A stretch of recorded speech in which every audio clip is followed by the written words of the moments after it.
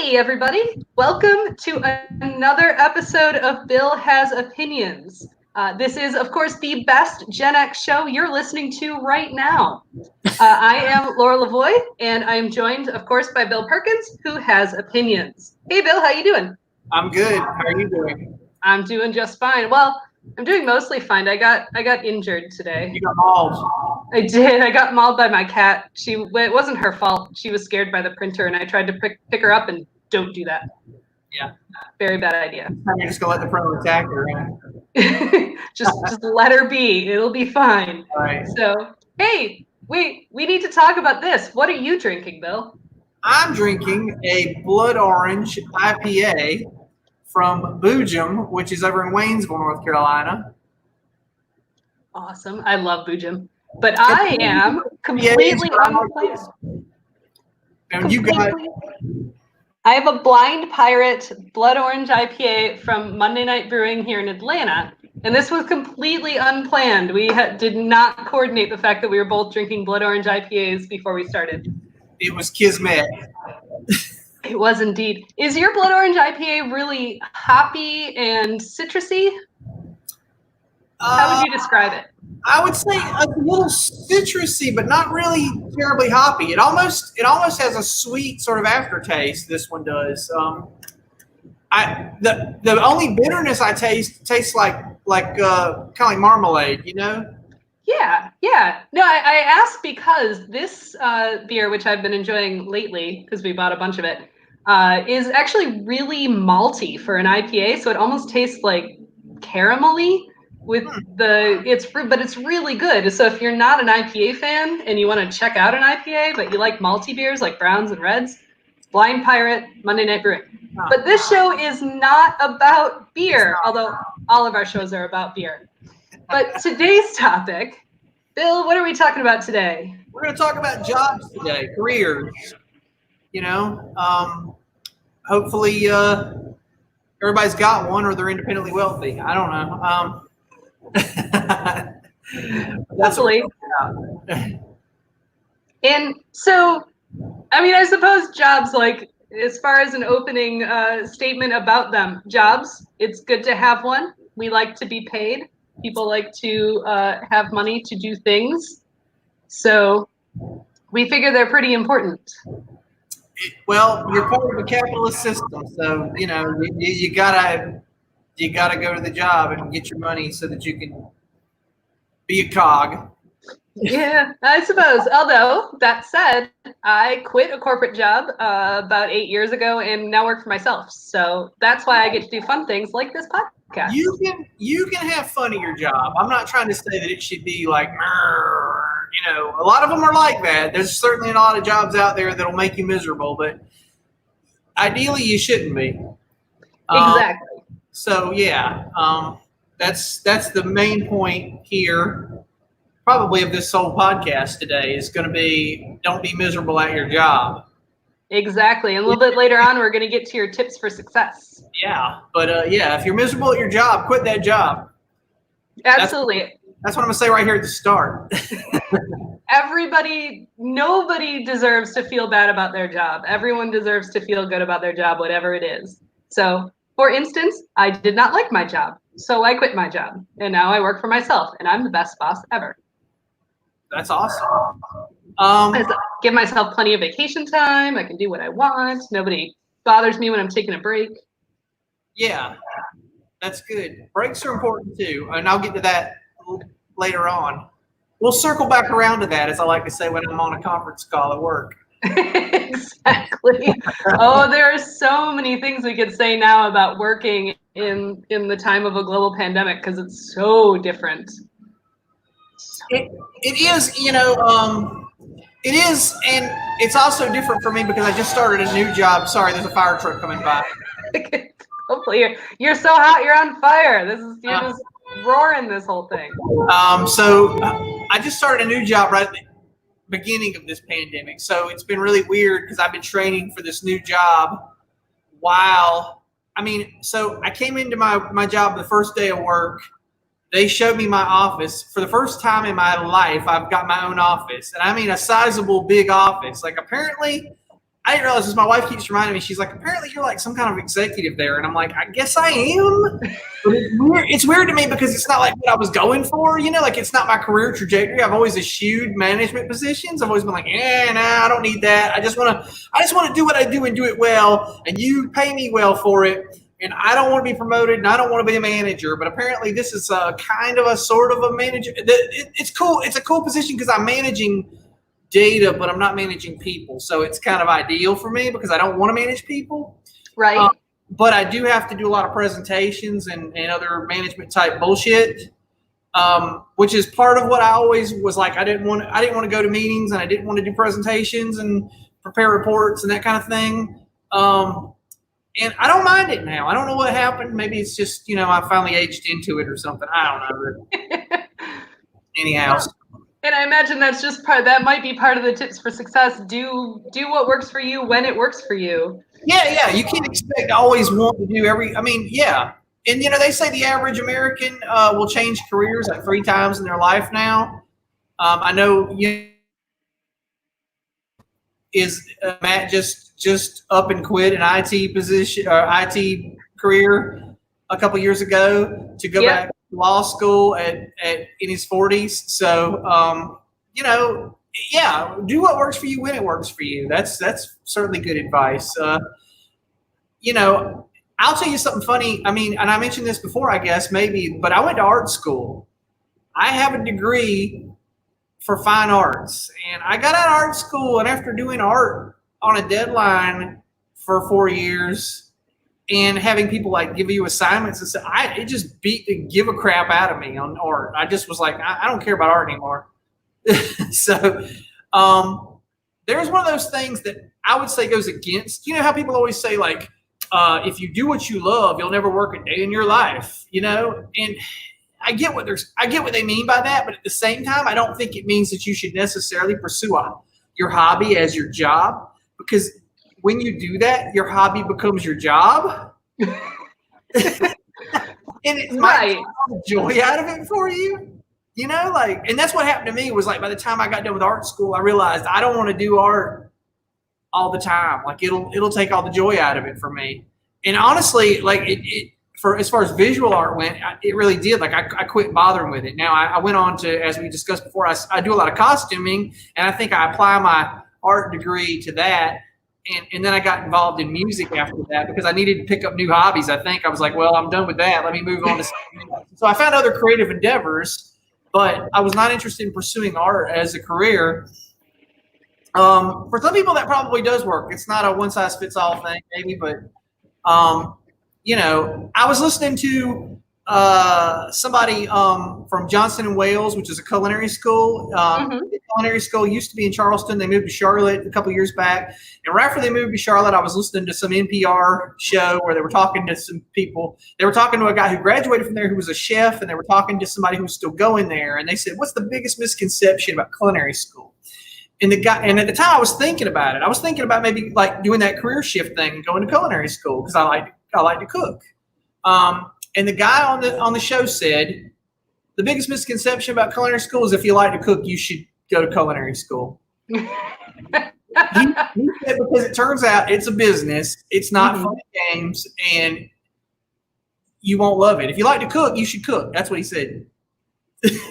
So yeah, I absolutely think that's great advice. It's interesting because I did quit a full-time corporate job that I absolutely hated. It was awful. I was a recruiter, which gives me a lot of experience with jobs because I placed people in lots and lots of different kinds of jobs. But I was miserable and I hated it. I hated everything about it. I was good at it, but I hated it. And all I ever wanted to do was be a writer.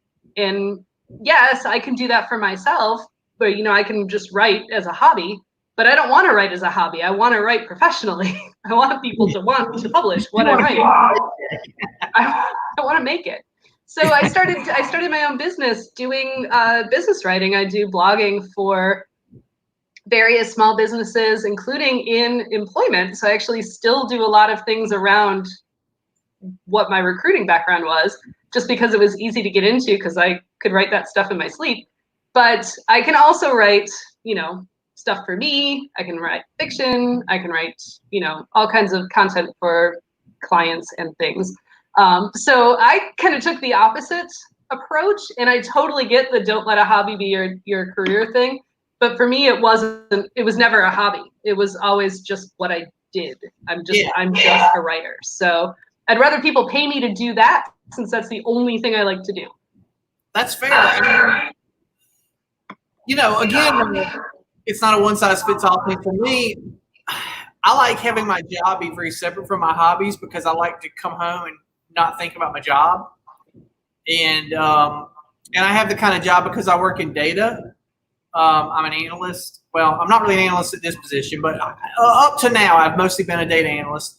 And the great thing about data to me is it's the kind of job you seriously, at 5 o'clock, you walk out the door and that data stays at work and it does not follow you home. It's not the kind of thing I have to ever give a crap about.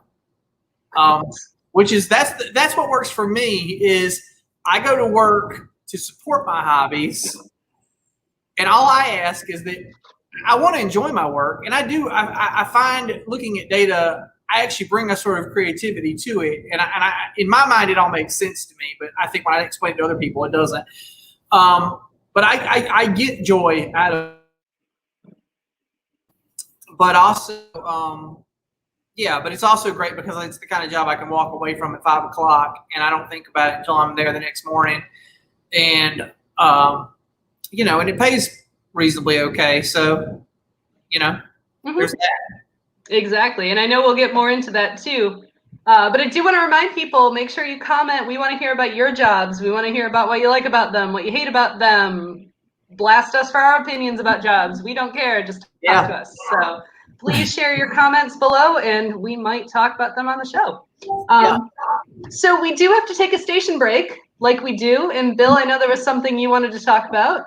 What I want to talk about? Station break. Firstly, our friends at Zapow are opening back up next week.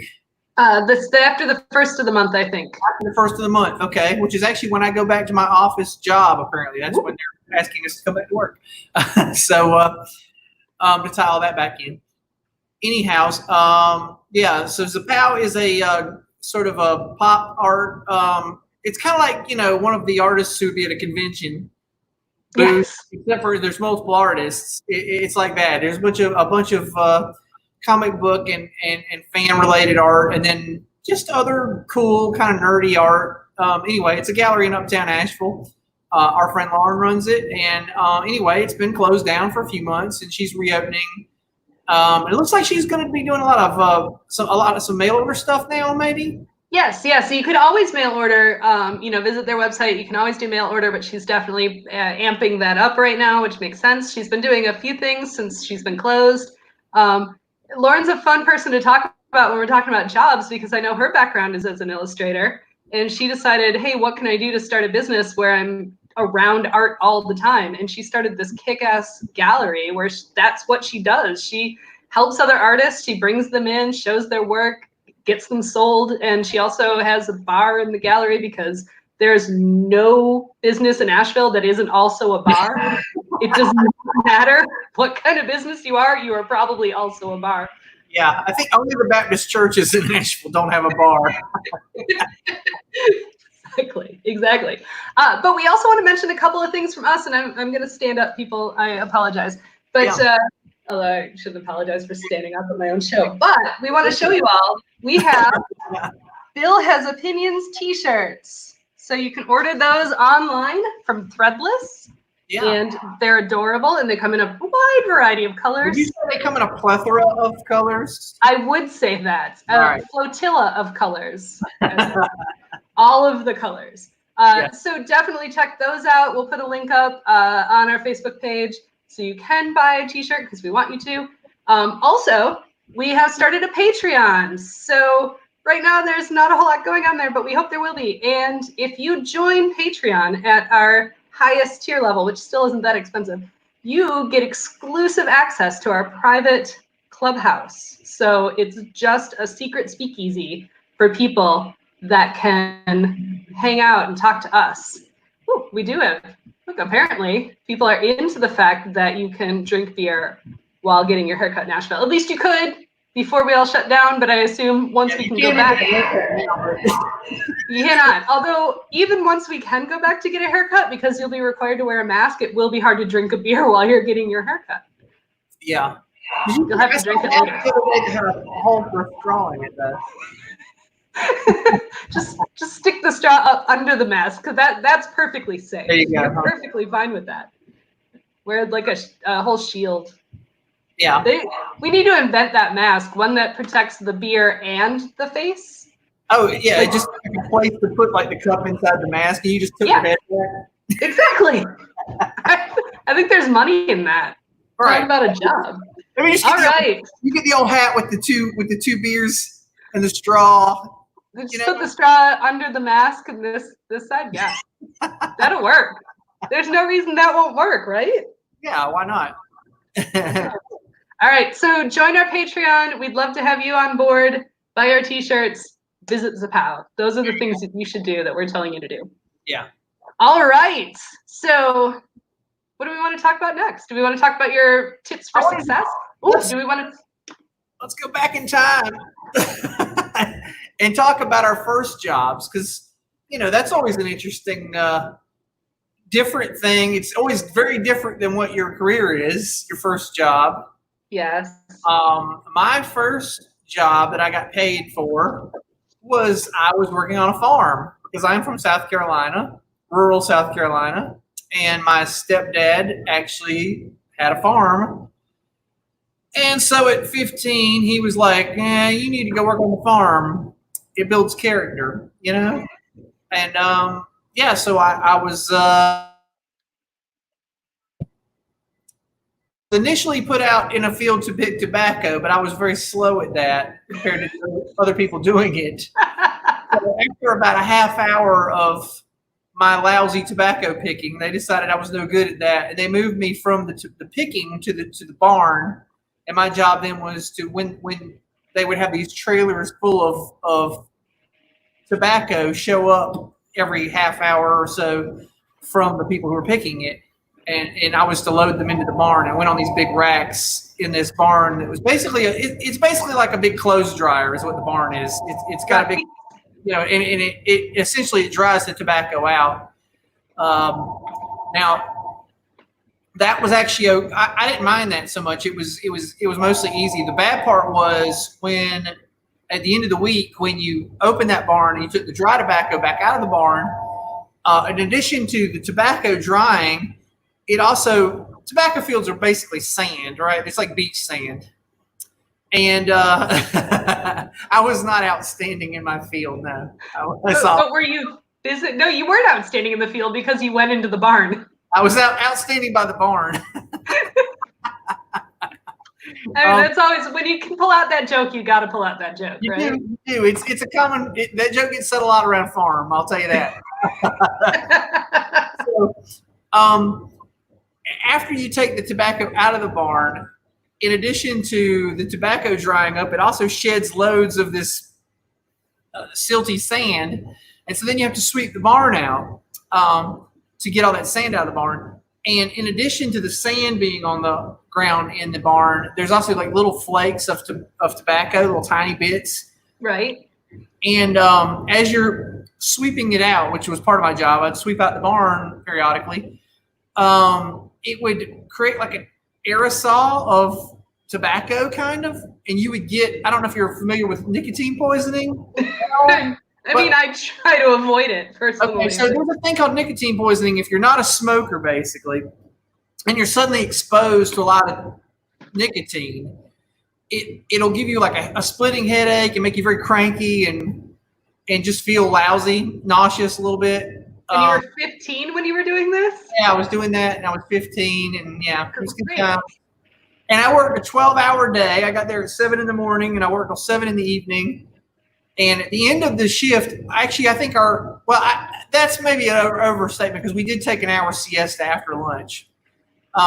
You could either watch the stories or take a nap, and I would take a nap while my step-uncle would watch the stories because I was just beat. And then about 5:30 or so, we actually were done with the tobacco barns, but then I had to go feed the hogs also. So that was another thing I did on the farm. So that's my first job. A little different than what I'm doing now. A little different, just Oh, a I little. want to mention this because I said at the initial start of this story that my stepdad said that farming builds character. And this is funny, but at my stepdad's funeral, I remember one of his friends came over and asked me. He's like, "So you didn't go into farming?" And I was like, "No." I said, "No, I did it when I was 15 for a minute because he said it builds character." And he said, "Yeah, my son said the same thing." And then he said when he was about 25, he'd had about enough character and he was going to go do something else. Fair enough. Yeah. So, there you go. So I don't know if my first job built character or not, but my first job, so I grew up in the exact opposite of rural South Carolina. I grew up in the suburbs outside of Detroit, Michigan, the northern suburbs. And our suburb specifically was known for its mall. So that was the big point of commerce. And I actually worked, and here's where this is literally going to show how Gen X-y a show we are. I worked at the Montgomery Ward Drapery Department. So first of all, a lot of people don't even know what Montgomery Ward is, but I worked there. It wasn't even in the mall. It was actually across the street from the mall. Oh, okay. And, yeah, I didn't even get to work in the mall. But in the drapery department, not only did I sell, drapes and things, but I was also responsible for putting in measurements and ordering custom blinds and things and mixing paint, but not in the way that you do at Home Depot now, where they put everything in a computer and it just bloops into the paint and then you have mixed paint.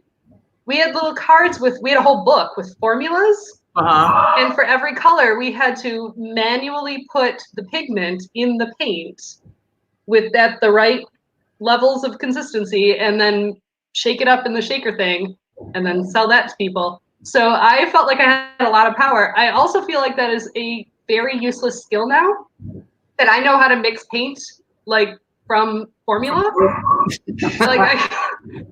There's nowhere that does that. Where does that now? Yeah, that was kind of like when I was in art school.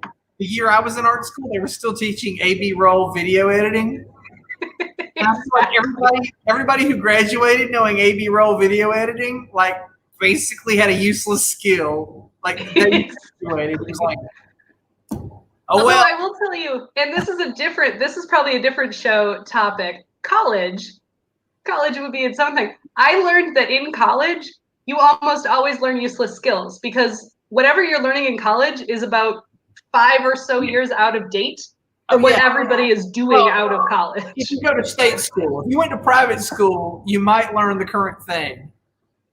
Fair enough. I went to a state school, so yeah. If you go to state school, yeah, you're learning like what was popular 6 years ago. Yes, yes. No, my university our computer system was a VAX system, VAX system. That is not a system people use. It wasn't a system people were using at the time, and yet we were still using it. My first job out of college, which is a completely different scenario, that job used a VAX system, which was insane because it was ridiculously out of date by the time I got there. A VAX system because it used vacuum tubes. It kind of did. I think it did. But anyway, that was my first job technically high school. I didn't really I did babysitting before that, which anybody who knows me knows babysitting, not my jam. Do not like. Did not enjoy. So my first job farming. Yes. I don't know why parents thought it was a good idea. They looked at me and were like, yeah, that'll work. Why? Why would that work? You're a 13-year-old girl. You can babysit, right? That's what you do. I still, to this day at 45, lack any level of maternal instinct or ability to care for small people. I should not have been doing it when I was still a small people. So babysitting is not universal. Folks, do not make your daughters babysit if they do not want to, because tip for success, if they don't want to and they're not into it, just don't make them do it. Hey, tip for success, if you're not into a thing, you're probably not going to be good at it either. Also true. And by the way, when you're charged with caring for somebody's small children, you better be good at that. Because if you're not, all kinds of horrible things will happen. Whether or not you're good at it, you should probably at least care. Yeah, that's true. That's true. They were the kids across the street. I didn't. Whatever. They lived. As far as I know, they are successful adults today. I don't know actually. If someone can tell me if the kids across the street from my house are currently successful adults, I will feel a lot better about how badly I babysat them. I also babysat my oldest nephew, and he turned out fine. He works for Google now and lives in San Francisco, so he's doing just fine. Okay. So, but that's irrelevant. So I know what we want to talk about now, and we've got the rest of the show to talk about it. Bill, you've got tips for success. Yeah, I've got some tips for success in a job. Here's the thing. First, number one, find a coworker to be better than. Okay? This is tip number one. You don't want to be the worst guy there, guy or gal, whoever, Find somebody there to compete with in your head. Like, don't tell them we're competing. Just pick a person and say, I'm going to do better than that guy does. Right. And you know what? If you want to, you can pick the worst guy there, or you can pick the fourth worst guy there, and then that'll put you even higher. You know, what I'm saying is it creates a shield of when it's time for layoffs, who they're going to lay off. You're better than somebody. They're going to get laid off before you do. If also, in my case, a lot of times it was usually the person who liked to stumble in late. I will say this, I might not possess all the wonderful skills an employer is looking for, but I do show up on time, which is funny. Laura will probably think this is funny because I've never showed up on time for any engagement that me and Laura have together. I'm always 5-10 minutes late. It's usually because I have something I need to return to her, and I remember at the last minute and start scrambling around the house for it or something. But in my defense, I do not like being late to things. I like being 5 minutes early to everything. And at work, that really comes in. Just being prompt puts you on a radar of, hey, that guy's never late here. He doesn't call in.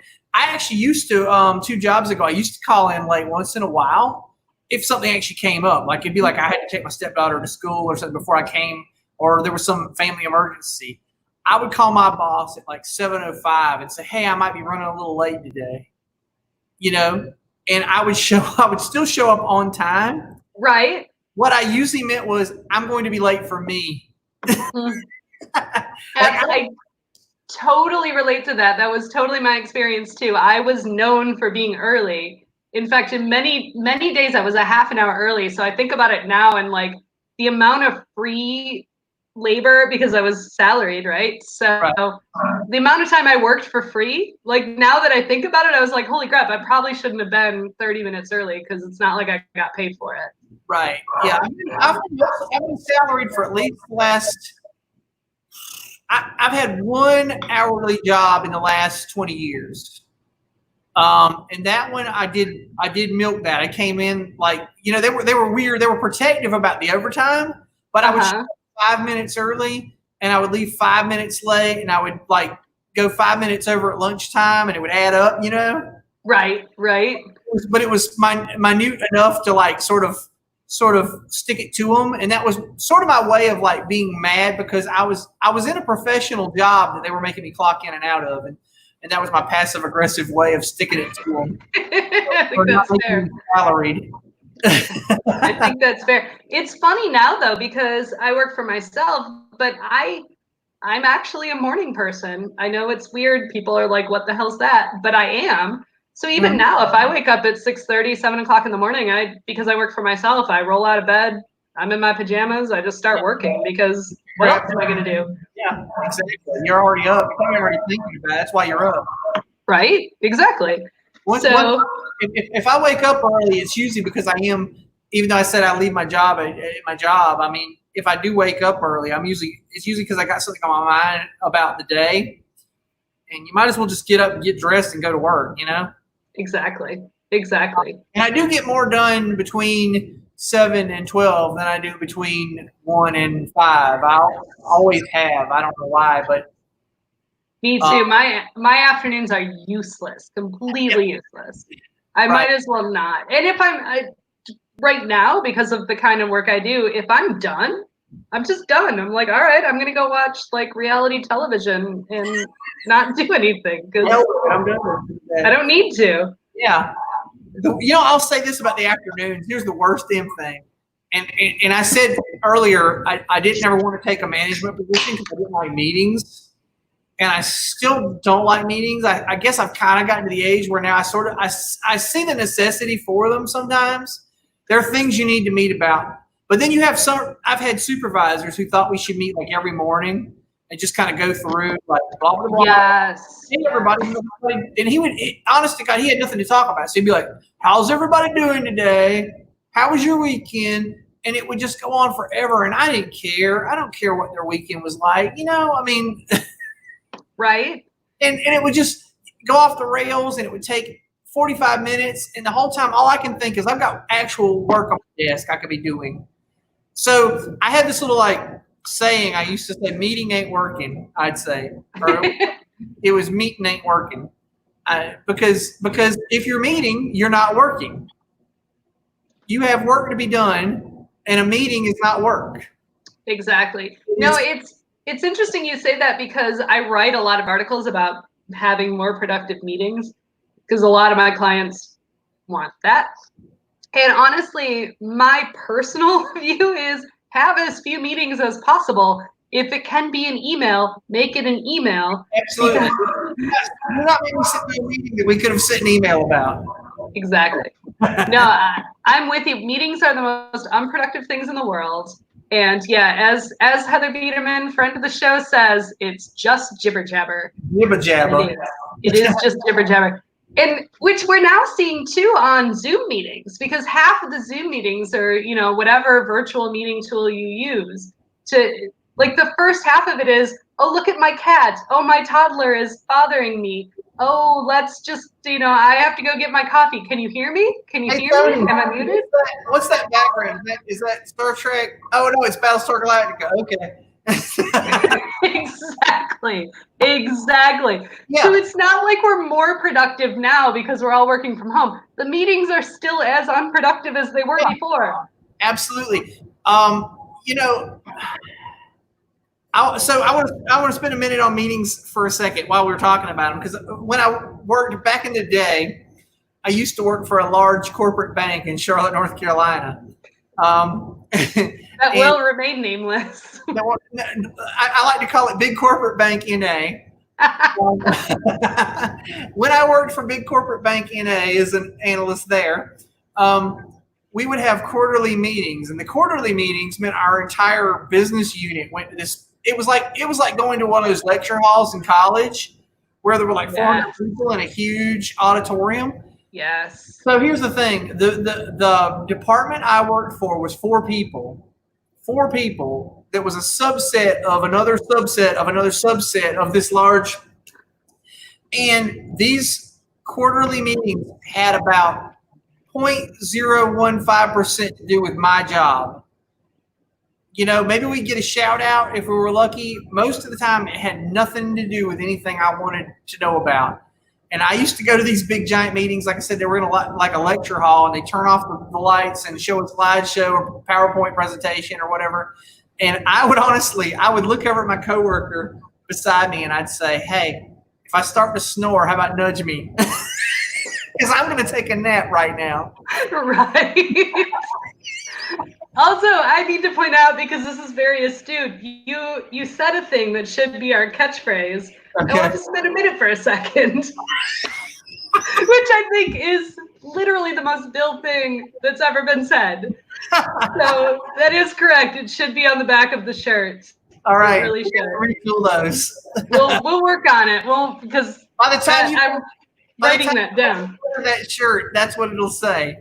But no, another thing I used to, the couple of meetings that I would stay awake for, I would play on my phone. Yes. Back then it was like a PDA. This was a BlackBerry, I guess, probably, right? Right. I would be playing on it, and and then coworkers would think that you were taking notes. This is the funny part. I was probably playing like Tetris or Right? or Scorched Earth or something, and instead they thought I was taking notes. And most of the time it didn't come up, but once in a while you'd have like maybe every third quarter someone would be like, "Oh, I saw you taking notes during the meeting. Do you happen to have those?" I'm like, "Oh, my PDA crashed and I lost them all." Yeah, so that was my. It's one of my tips for success is when you're in a meeting that's boring, pull out your phone, play a game, let people think you're taking notes. Probably not Pokemon because Pokemon is a lot of this movement. Right. Right, because people will notice, right? They'll know you're playing Pokemon. Play Words with Friends though, and they won't know the difference. And they'll think you're taking notes. And if they ever come to you and say, "Hey, I saw you taking notes," you just, "Oh, you know what? I broke that phone. Had to get a new phone, and I lost all my notes. They didn't transport over." Right, because that's always an easy one to. So it's funny when you say notes because one of my I don't know if I call it a tip for success, but it's just the way my brain processes things. Yeah. Is that I need to write things down. So if I'm on a phone call with a client, I'll have a notebook and I'll be writing things down. And sometimes it doesn't make any sense what I've written to anyone else, but to me it's just, I'm just jotting things down. Yeah. I'll do it if I'm in meetings, I'll do it if I'm watching a webinar, I'll do it if I'm on a client call, it doesn't matter. It helps me as a sole proprietor that I can go back and say, "Oh yes, I did write that down." But it did actually bite me in the butt before when I was working in a job and I would be on the phone and I'd be taking notes because sometimes my notes would be complete gibberish. And my coworkers would find them and be like, "What did you mean by this?" And I'm like, "It's not relevant. Yeah. It doesn't mean anything." So I've actually read there are different styles of note taking, and so in my case, if I ever take notes during a meeting, it's mostly actually doodles, and it's always a series of either scrolling vines or an octopus fighting a robot or some nonsense like that. And of course, to the average layperson who asks me for my notes, they look at it and they go, "I don't know what the hell you've got an octopus fighting a robot. What is that?" But here's the thing. For me, if I look at that, I remember what I was thinking when I drew it. So it's relevant to me. It helps you, the person who did it, recall what you were thinking. Exactly. That is valid to the person taking the note, but not to anyone else. That's actually something I've been doing that since college, and I used to think it was just nonsense because actually in college somebody who missed a class did ask me if they could see my notes, and I said they're not going to mean anything to you. Like I knew like this is bullshit, but I know I can scroll back through my pages of doodles and go, "Aha, oh yeah, that's what we're talking about, that concept." And it's just weird. Anyway, that is a thing we did. That is indeed. Yeah. So yes, as Heather says, send whoever's asking for notes, crazy messed up notes like pick up cheese, take over the company, destroy Karen, which I love. Also, the octopus versus robot is symbolic. It is, yes. It's about it's the timeless fight of octopus versus robot. I mean, it's of time. That is exactly what it is.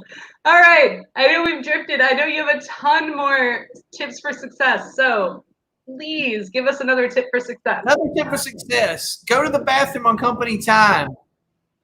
Especially, well, if you're salaried, especially. I don't know how it works because, like I said, I've only had one clock in, clock out position in my years. And although I didn't clock out for bathroom breaks then, bathroom breaks are your time. You're entitled to them. I'll be honest with you, and this I'm going to back it up just a tad and be like, I'm pro-union.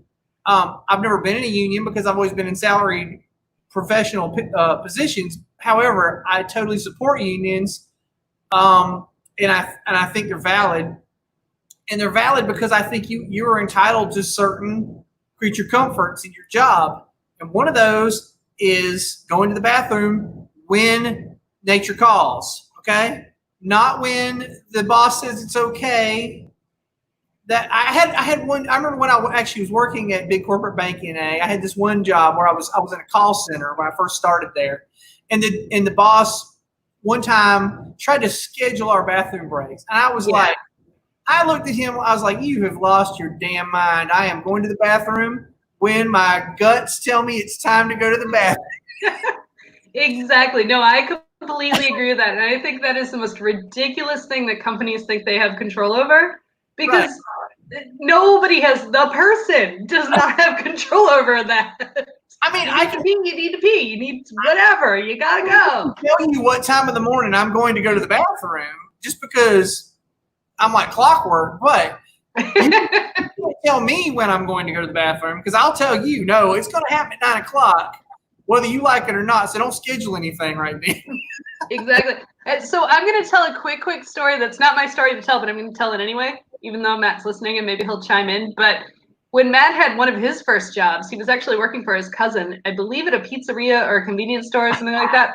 And you've heard this story before. He would take the newspaper into the bathroom, and whether he used the bathroom or not was irrelevant. But when he would leave, his boss / cousin would go in and dig through the trash and found the newspaper and then got all mad and angry at him, which is ridiculous. First of all, you're going to tell your 14-year-old cousin that they can't go to the bathroom when they need to go to the bathroom, even though they're working for you? That's like weird control shit. Yeah. No pun intended. And also, that's just not up to you. Like, that's not up to anybody. Let's all just be adults about this. It's your time. My previous position to the current position I have, I used to come into work an extra half hour early because there was a report I had to run, and the report had to be distributed by a certain time in the morning. That time of the morning was actually outside of the parameter of a 40-hour week, okay? Right. I was basically working, 46 hours a week in order to get there early to print this report in a due amount of time. My deal was I came in, I printed said report, had a cup of coffee, and then I usually took a half-hour bathroom break. I went and sat, played on my phone, whatever. I took back my half hour. I was there a half hour early. Yep. It was my time. That's my time. And it's like, whether or not Matt was using the bathroom, he was entitled to 15 minutes with his thoughts. Exactly. It's completely irrelevant. It's funny to me because I've worked in places in the past where we had some people smoke and some people didn't smoke, and the smokers would really smoke. Let you be a non-smoker and take 5 minutes to yourself, and they would get all over you like you did something wrong. And I was like, well, you give the smokers all these damn smoke breaks. Like, I should be entitled to get up and go for a walk around the block if I want to. Mm-hmm. Absolutely. To clear my head, whatever, just to get the heck out of the office, or, to get some blood flow to my legs, whatever. Absolutely. No, I used to make the worst mistake, and this is a tip for success. Don't do this.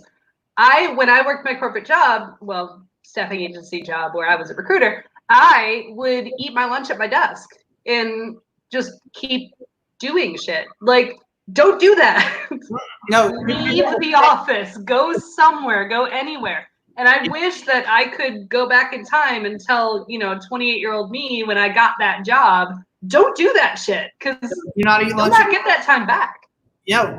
I swear, every time you sit down at your desk and eat lunch, you will get 3 bites into your meal, and somebody will come by because you're still at your desk. They'll assume you're at work. Every time. And technically, our office was open because, we were a staffing agency. So people come in and fill out applications. We never closed. And technically, my coworker and I were supposed to stagger lunches, but we both would just eat lunch, which meant people could come in and we would have to literally leave our lunch and do something because we set that precedent. Yeah. We created that, and that was totally our fault, and we should have never done that. And don't do that. If that's the culture of your office, don't do that. Change that culture or quit that job. Take your lunch. Yes, absolutely. Take your breaks. I guess that's the point of this segment, was take your breaks. You do them and take them. Exactly. And it's better for us. It's better for all of us if we do. Our human brains are not meant to function like that. Right. Yeah. You need to see something besides the inside of your office all day. And so, like, in my last not my last job, but the previous 2 jobs ago, I was actually working uptown, which that was the best thing about that job really was that I worked uptown. And so every day at lunchtime, I got to take a nice walk around town and, I'd play Pokemon or just go for a walk, whatever the heck. I didn't, sometimes I'd run errands, whatever. But you get out of the damn office. It's good for you. It's good to get a little air, get some blood flow to the legs, just not think about work for 45 minutes or whatever. Just treat yourself. I don't know. That's some solid right there. Just you got to get out of the office. Absolutely, our brains are just not meant to function like that. And to that end, take your vacation time. I know that it's a sport in the U.S. to say, I haven't taken my vacation time. I'm not taking my personal time off. Don't do that. It's the worst mistake you can make. Take your time off. If you're given that time, take it. Take it all before the end of the year. Because your brain, you are not winning. You're not winning anything. Your brain cannot function. Take that time off. It's crazy, in this country. I mean, more than likely you're entitled to 10 damn days anyway. Like it's not like Europe where they give you like half the year off or anything. Exactly. Yeah, you have maybe 10. Yeah, I think I had three weeks, business weeks. So whatever that is, 15 days by the time I quit my job after 8 years. Right. And so I had 15 days a year I could use. And our policy was just personal time off.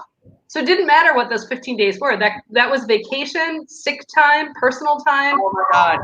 Everything. So, I got to say something about that. If you give people one bank of time off, they will come to work sick because that is their vacation.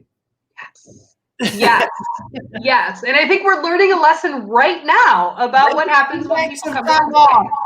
2 banks of time off. They need to be sick time and vacation time, 2 separate things. It is ridiculous. I've worked in places where it was one bank, and every time the guy in the next cube is over there hacking his lungs out because he's not going to miss Hawaii because he was sick. Exactly. No, I remember being at work. I remember being at work once when I had the flu. I was delirious with fever, and I was at work, but they luckily, I complained about my previous job. My employer was actually very kind. And when they saw me literally looking like death warmed over, they sent me home. They're like, leave, please. Because nobody wanted to be sick. But because I didn't feel like we're taught as employees that we can't feel like we can take time off. And that's just wrong. Like, you need to do it. Yeah. So those are key things at work. You got to take your time off. You got to take time off every day, and you got to take time off every now and again. Those are just important things for you to do as a worker, and it makes you a better worker. Honestly, it's funny to me that I've had some places I've worked that recognized it. Mm-hmm. And in all fairness, the job where I used to take the walk every day at lunchtime actually was one of the places that said you should get out of the office every day. Like, get the heck out of here for a minute. Yeah. They weren't too crazy about making sure that you worked absolutely like 8 to 5 or whatever.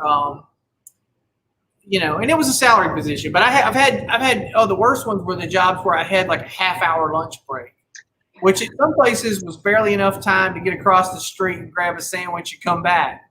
Much less trying to eat your sandwich in a hurry. Right. Right. No, that's worst.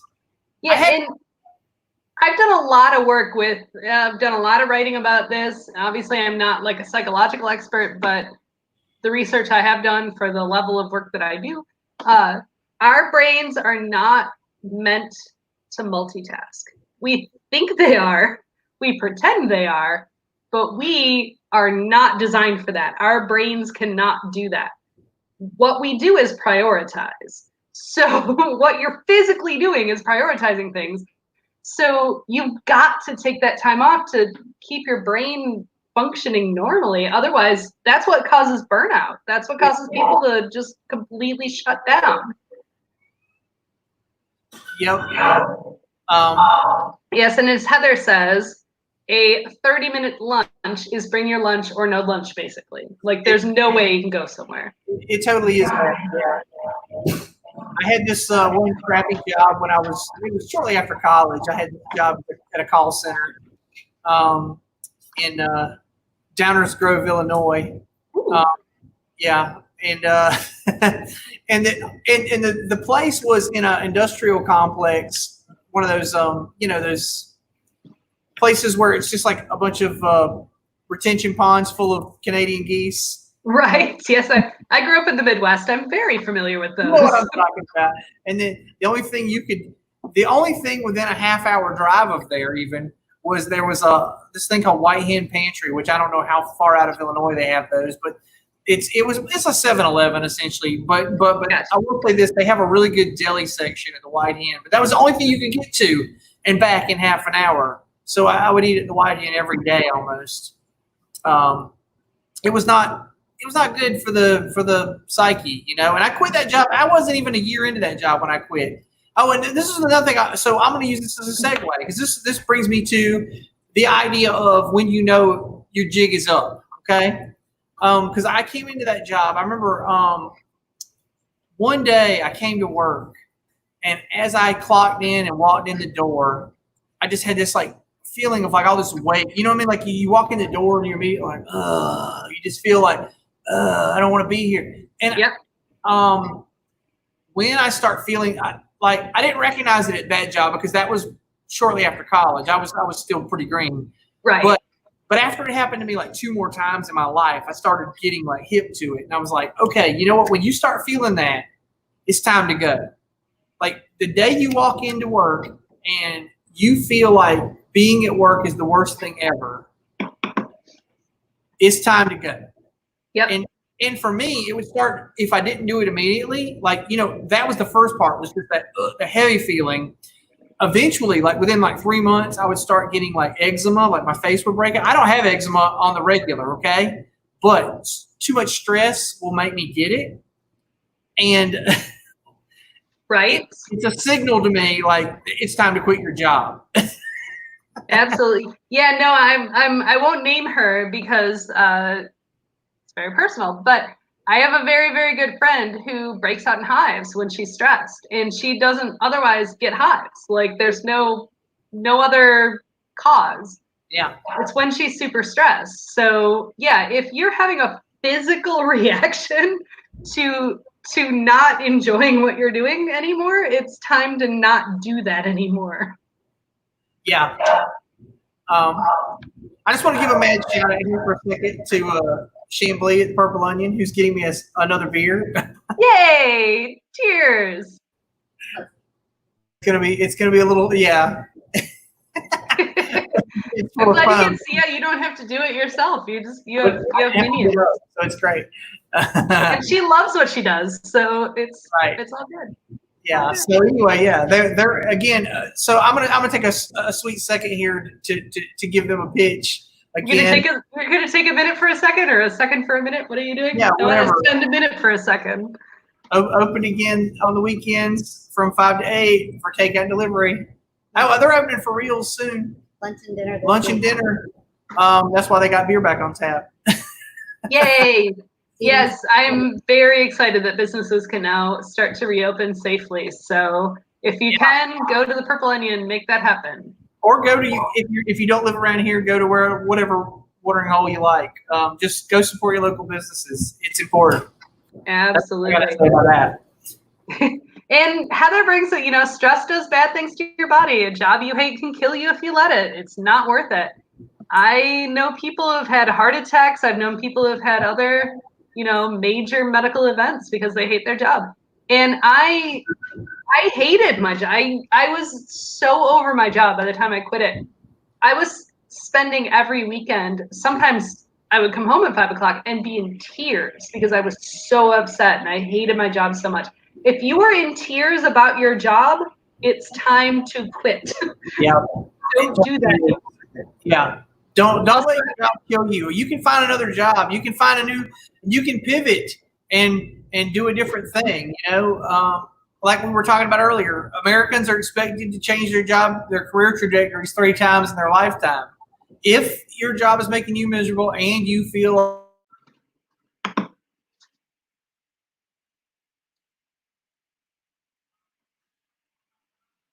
You froze for longer than you normally do. yeah, take some time off, do some training. Yeah. I will say this every time I've lost a couple jobs in the last 2 years. I've had 2 jobs where I got laid off in 2 years time. And to a caveat on that, I'm in a way better place right now. I'm currently, I have a job I love. I'm getting paid more than I ever expected to get paid. Well, not that I ever, but I'm getting paid more than I expected to get paid the next couple of years, I should say. They're treating me really well. I'm loving my job. That being said, during the downtime, one of the things I like to do, I don't do it immediately. You know, I spend the first 2 weeks trying to find a new job, obviously. But when it becomes apparent to me that it's going to take a 3-month cycle for me to find a new job, I start taking courses. I get on Coursera or one of those kinds of things, and I take a course. I pick a skill that I don't currently have, especially one that keeps coming up in the job listings. Like they ask me to know this, and this, and say I know 6 out of 8 of those things. Well, I pick one of those other 2 things and I learn it. You know, because Exactly. that's important to people. I better learn that thing. It usually amounts to 6-7 hours out of my time to take a stupid online course, and then they give you a certificate and everything. You can put it on your resume. It makes it makes it like you did a damn thing during your downtime. Absolutely. And I will tell you, like, serious advice from a former recruiter. Do that. So, like, if you're going to take time, you want resume builders. So put something on your resume. It doesn't matter what it is. Like, take a class, do some temp work, do some volunteering, whatever it is. And what I will tell you, and I've had so many friends, because I help friends out with their resumes and stuff all the time, and it's great, and I love doing it. I don't want to. That's actually my hobby. I don't want to get paid for doing that anymore. I just want to be able to do it because I am good at it and I enjoy it and I want to help people. Well, good, because none of you pay you for it. That's true. I always tell my friends, just buy me a beer. I'll help you out. Just buy me a beer. Honestly, if you can pay me in beer, I'm perfectly fine with that. But what I will say is, if you think you are not qualified for that job, you are probably more qualified than you think you are. So what recruiters and hiring managers look for are things called transferable skills. If you have a skill that's very similar, all you need to do is try to position your experience in that language. That's all it takes. The C3PO pivot. Yes. So do it. You can do it. You should do it, because you don't have to be pigeonholed. You don't have to do the exact same thing from birth to death. Right. You can change careers. Right. That being said, I mean, like I said, I'm not currently really an analyst. I'm still working in data. I probably overshot in this round of job searches. In this particular job, I applied for a job that looked like, maybe on paper, it looked like it was out of my league. But when the guy called me and he talked to me about my skill set, he was like, "Hey, it sounds like you know what the hell you're talking about. Okay, come in and do this thing."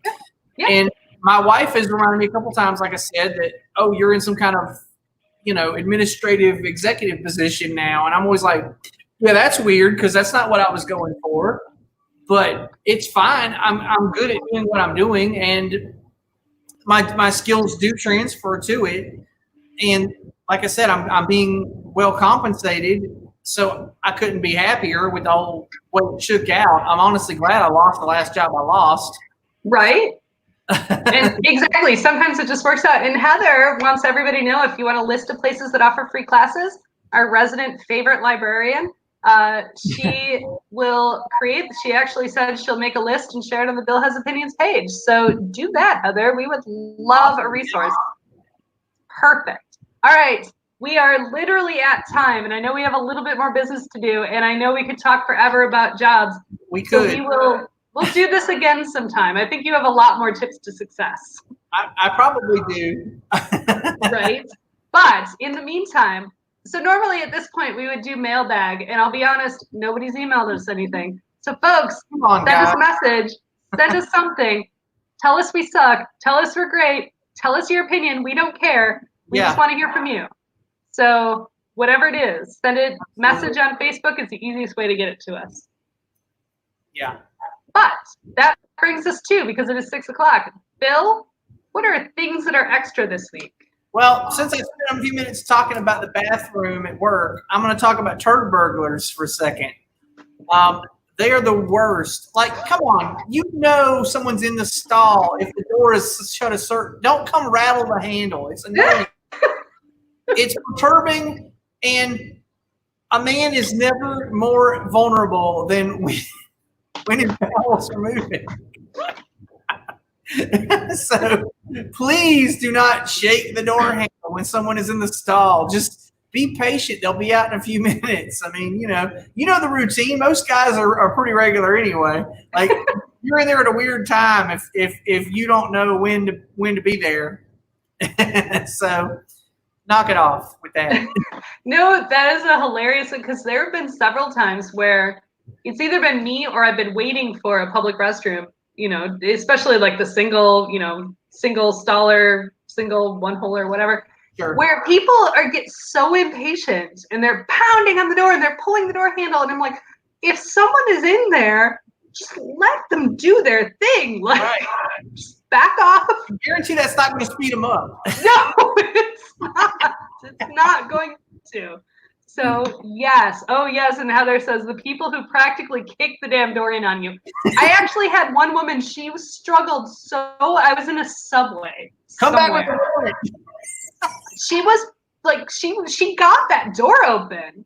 And I had shouted, occupied, several times. She's like, well, but it opened. I'm like, it opened because you literally forced it open.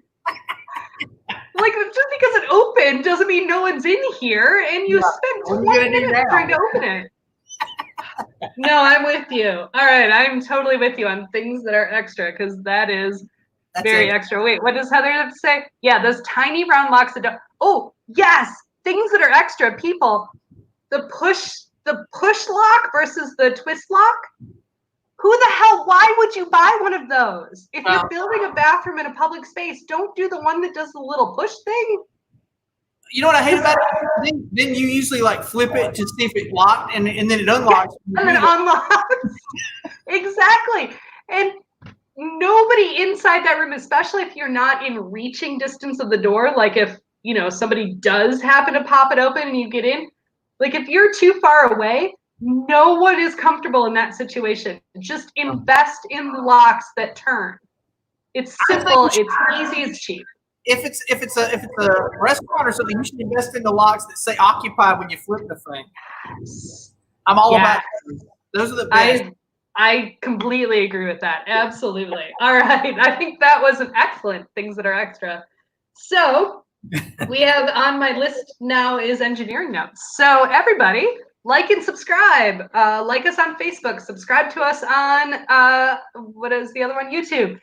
Do that, because that's how we know you like us, and we like you to like us. So do that. Share these videos. Share them with your friends. Share them with your family. Share them with your enemies. Leave dirty things at the bottom. Say terrible things about my mother or Justin Bieber or whatever. I don't care. Whatever. Just say something. We just want to know you're there. Whatever it is. So like and subscribe, and I think that's all. Wait, Bill, you've got some last minute. This show is engineered and produced by Laura Lavoie, and the opinions expressed by Bill are the opinions of him alone, and the opinions of Laura Lavoie are probably, hers and whoever shares them, I guess. I don't know. Anyway, tune in next week for another exciting edition of Bill Has Opinions. Yes. And folks, we already know what next week is going to be, so tune in. You'll enjoy it. Is that vacation or moving? Which one was next week? Vacation. Vacation. Very good. Yeah. So we're going to talk about vacation since we can't have any. So we're going to talk about that. All right. We'll see you all soon. Upward pointing thumb. Thank you very much. Thank you, everybody. It's been fun. Bye.